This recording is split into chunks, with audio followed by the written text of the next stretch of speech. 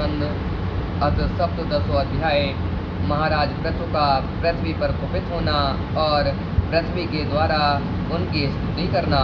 श्री मैत्री जी कहते हैं, इस प्रकार जब बंदी जनों ने महाराज पृथु के गुण और कर्मों का बखान करके उनकी प्रशंसा की, तब उन्होंने भी उनकी बढ़ाई करके तथा उन्हें मनचाही वस्तुएं देकर संतुष्ट किया। उन्होंने ब्राह्मण आदि चारों वर्णों, सेवकों, मंत्रियों, पुरोहितों, पूर्ववासियों, देशवासियों, भिन्न भिन्न व्ययवासियों तथा अनन्य अनुज्ञान वृत्तियों का भी सत्कार किया।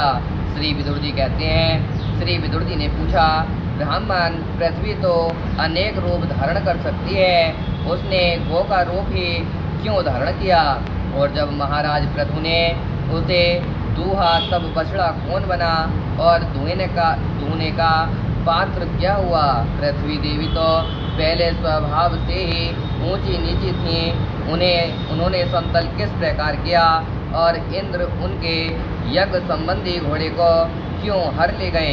ब्रह्म ज्ञानियों में श्रेष्ठ भगवान सनत कुमार जी से ज्ञान और विज्ञान प्राप्त करके वे राजऋषि किस गति को प्राप्त हुए?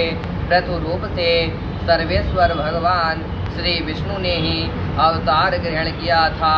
अतः पुण्य कीर्ति श्री हरि ने उस पृथु अवतार से संबंध रखने वाले जो और भी पवित्र चरित्र हों, वे सभी आप मुझसे कहिए। मैं आपका और श्री कृष्णचंद्र का बड़ा अनुरक्त भक्त हूँ।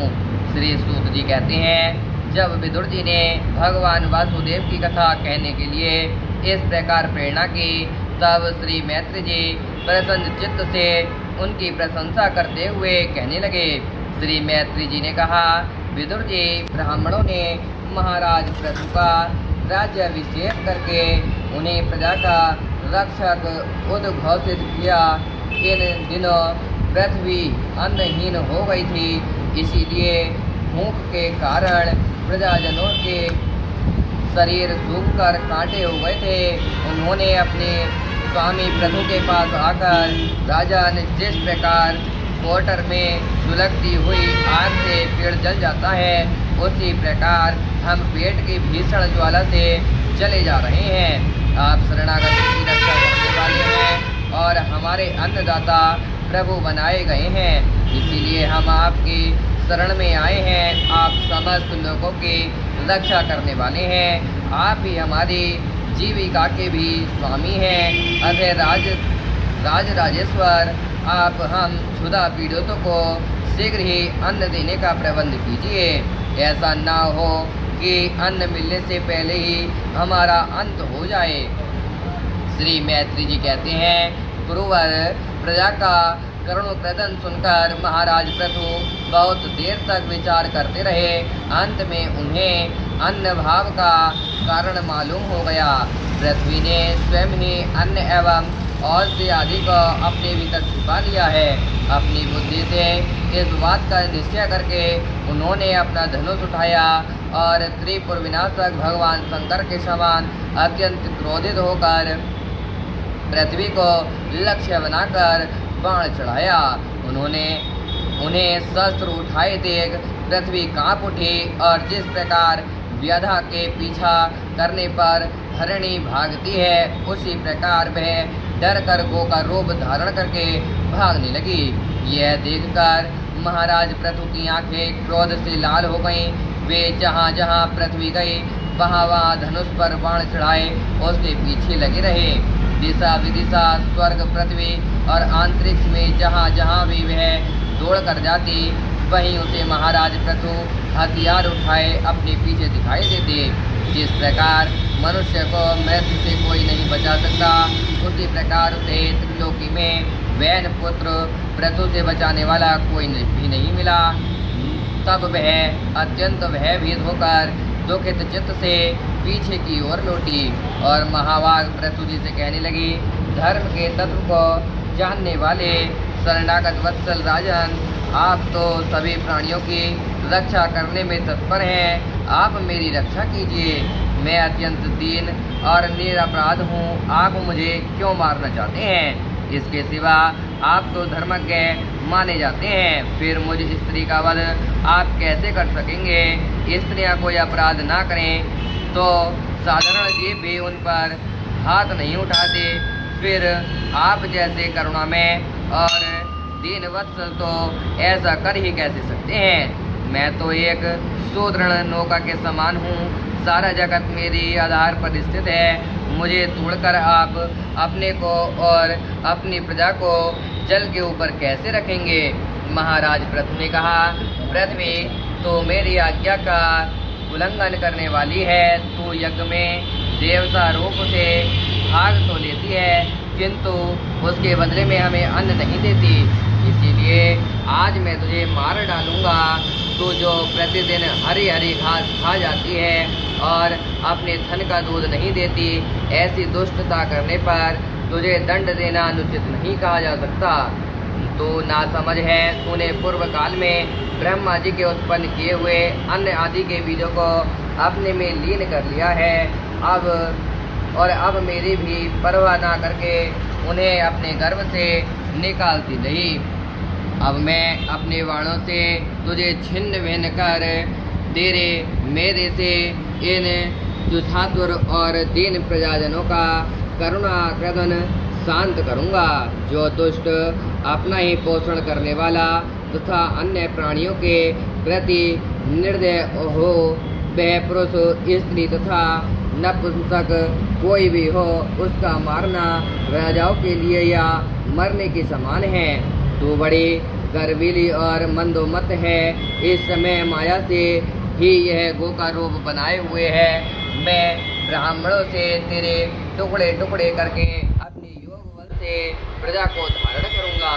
इस समय महाराज पृथु काल की भांति क्रोधमयी मूर्ति धारण किए हुए थे। उनके ये शब्द सुनकर धरती कांपने लगी और उसने अत्यंत विनीत भाव से हाथ जोड़कर कहा।